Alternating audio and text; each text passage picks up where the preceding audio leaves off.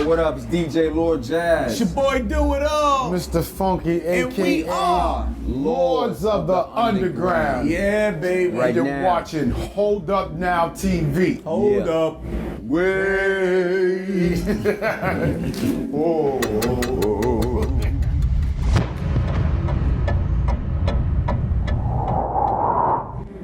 Wow, okay, real quick. I'm originally from Cleveland, Ohio. They're from Newark, New Jersey. And we all met in college at a black university in North Carolina, Raleigh, called Shaw University. Shaw Zoo. And I had a radio show. I did a lot of the parties and everything. And a good friend of mine by the name of Derek L.A. Jackson was Marley Marl's cousin. And he told me when he graduated from school, he was gonna look out for me because I taught him how to DJ and stuff like that. He was very grateful. So he told me he was gonna go work with Marley, and I was like, all right, whatever, do your thing. So I went back home to Cleveland. I got a call from him. He's like, yo, Jazz, I'm at Marley's. I'm at the House of Hits. And I'm like, word? He's like, yeah. Like, when you go back to school, form a group and send me a demo. And that's what I did.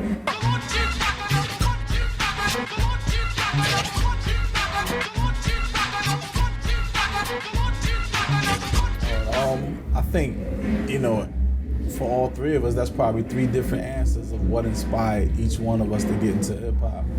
For me, it was my mother listening to 70s hits and, Marvin Gaye, James Brown, Evelyn Champagne King, and the Whispers and the Spinners and, all of that type of stuff. So she didn't even understand what hip hop was. And she didn't even realize that by playing those artists, Sam and Dave and Sam Cooke, and they were inspiring me.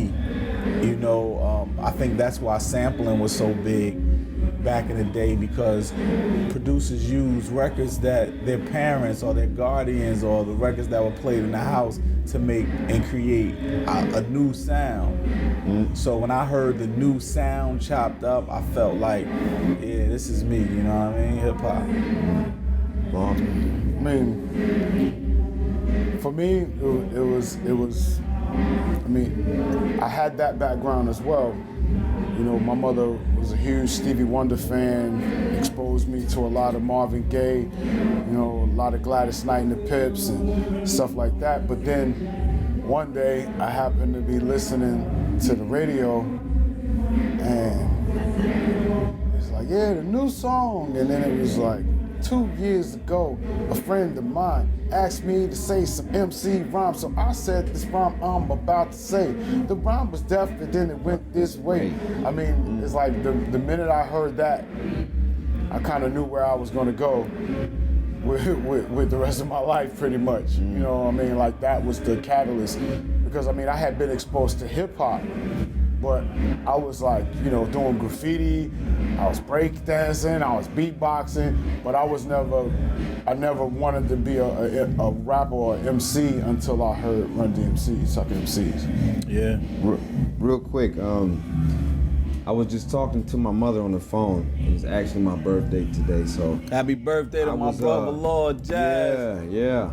So I was talking to her and I was just thanking her for,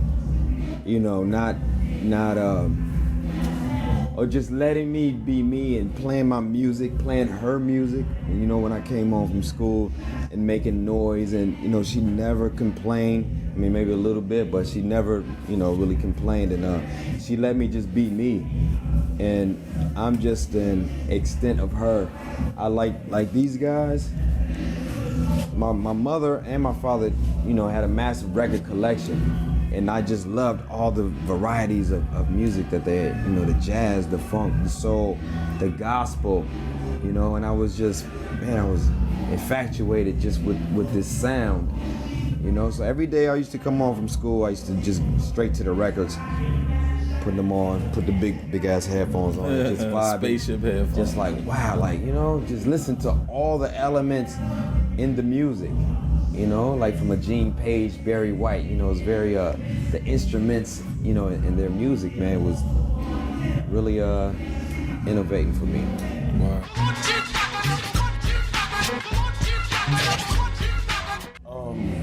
Not only did we not have any idea the impact that Chief Rocker would have, but we didn't have any idea the impact that Lords of the Underground would Right. have as an Right. entity. You know, I mean, it's almost like we've reached a point where no matter what happens throughout history, you know, our crew will be remembered for what we did, for our contribution to the art, Right. to the art of MCing, to the art of hip hop. We contributed a lot of originality and a lot of things that were copied by other artists after we came. You know, we were innovators in that regard. So I mean, just doing it and still doing it after 20 later. years, you know, I mean, just it's a blessing. It's a blessing, you know. Yeah. Too, man, just to add on to that, man. Like he said, I don't think we knew of the impact, and in a sense, that was a good thing. You know what I mean? That was a good thing that we didn't know. But then for some, in a perception way, man, I almost think that it was a bad thing too, because when you don't think of yourself as big, then it doesn't materialize like that. You feel me? And I think that we were big, but I think we are so humble when it comes to this hip hop thing because we love it so much. I think it might be a detriment sometimes, because if you know, because we're not the rowdy, coming here and where my motherfucking liquor and where my such and such and such and such. Another artist might come in and do that, so the promoter won't have a headache with that artist. They'll say, you know what, give the artist that's yelling everything they want so they can Get be their quiet. asses out of here. And give Lords just that, because they're not gonna cause no problems. They're gonna be good. You see what I'm saying? So I think, you know, now I don't regret anything that I've ever been through this 20-year career.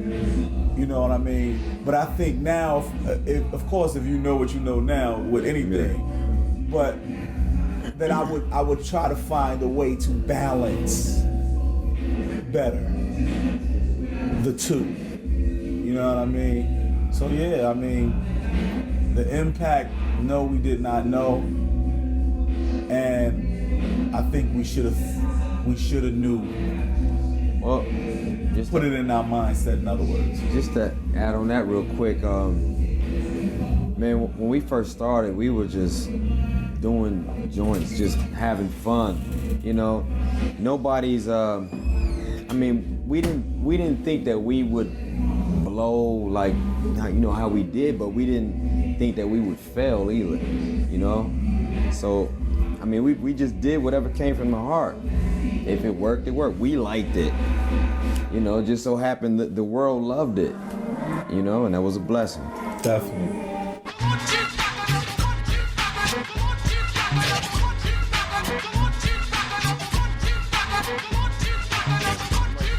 All right, well, this DJ Lord Jazz, I mean, for me, that was the best era, but, you know, of course I'm gonna say that because that's the era we came up on, but, man, the 90s was so crazy because you had different varieties of hip hop music. You know, you had the South with Bun B and UGK. I mean, and Ghetto Boys. You know, you had that.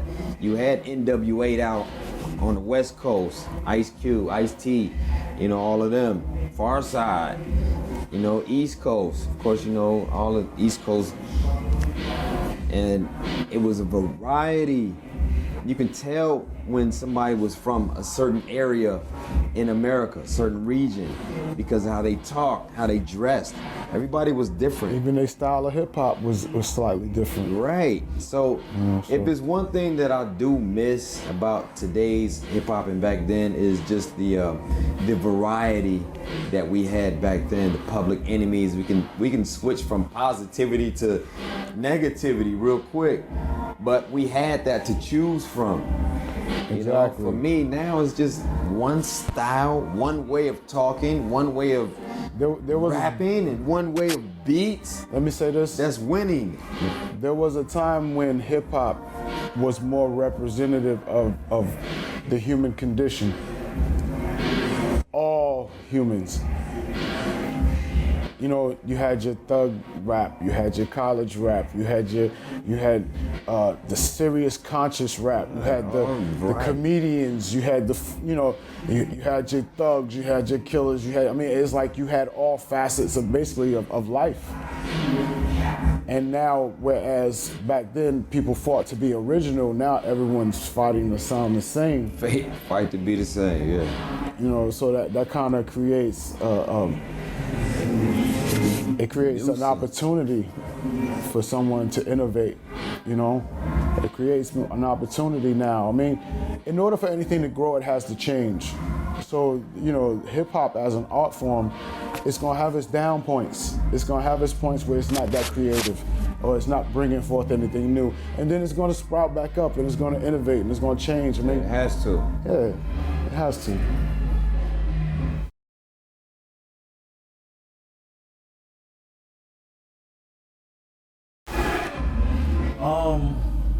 Favorite hip hop artist of all time, Do it all. definitely Lords of the Underground. Run-D.M.C. I wanted to be Run, man. LL Cool J. I think he changed the That's game. 4. That's 3. Lords, Run-D.M.C. LL. Rakim. So 5. That's 4.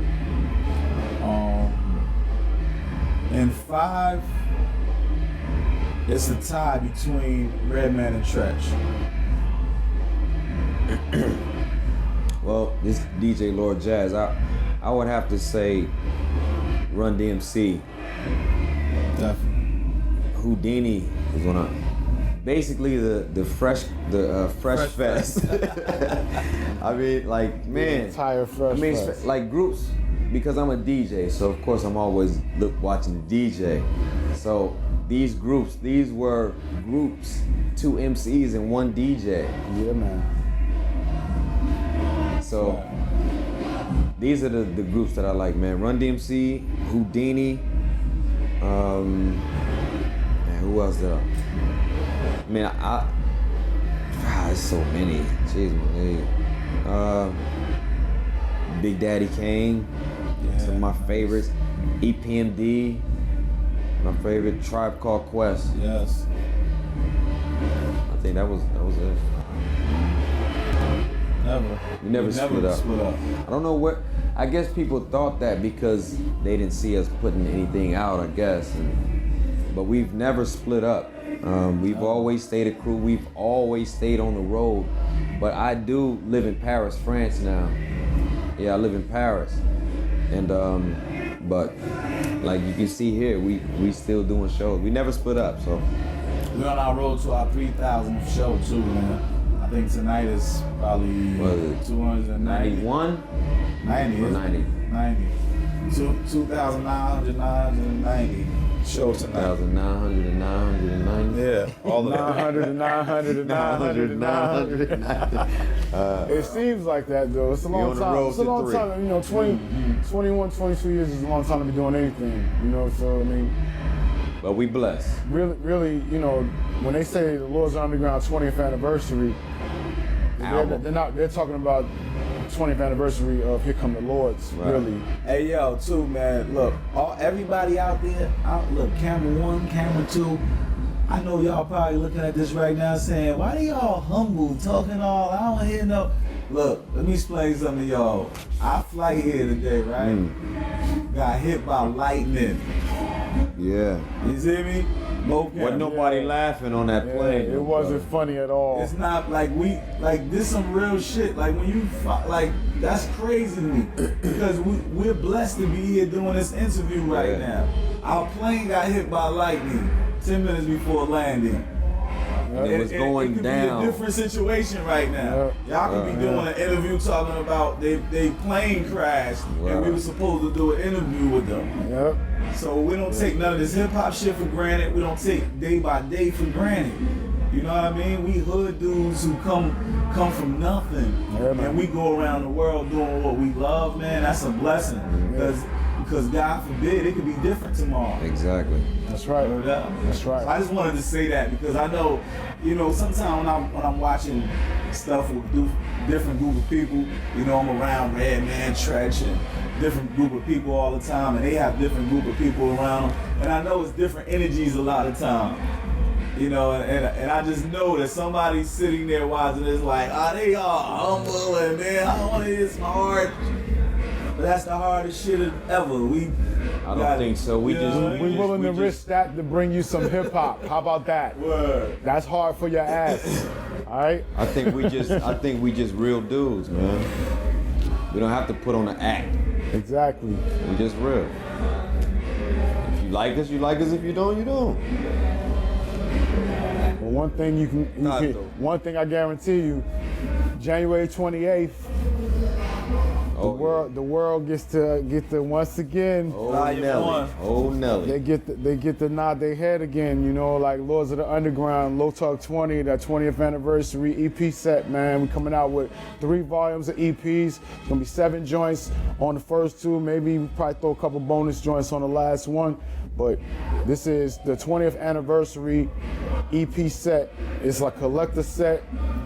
I don't know, we might even sign like the first 1,000 physical copies. You know what I'm saying? Something like that, just to make it a collector's item. Maybe we might try something like that. But the album is crazy. The entire set is crazy. Like, if you like Here Come the Lords, then you're gonna be very happy with what you hear. I guarantee you that. Mr. Funky said so. All right? Well, I mean, yeah, I've done those shows and I've been on, you know, a few television shows in the States. And what those shows allowed me to do is notice that I can create my own opportunities. So I started producing television and film myself. I became a producer with my company, 211 Media Group. And I create roles, I put myself in roles in movies that we are all the way behind, produce, hire directors and, you know, all of the cast and crew. So yeah, I got a project that we're doing right now that we're producing called Respect the Jukes. I have a project that we just produced called The Lost Book of Rap.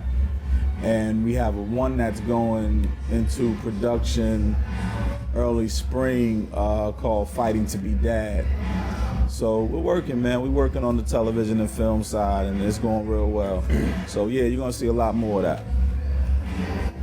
Real quick, I want to say, y'all can check out some other projects from us too, man. I dropped an album last year called The Plain Dealer. You can check it out on iTunes. Yes, sir. I'll pick up the CD at www.lordjazz.com. And also, I'm working with my daughter, DJ Glow. Y'all can check her out. www.djglow.com. Check her out, see what she's doing.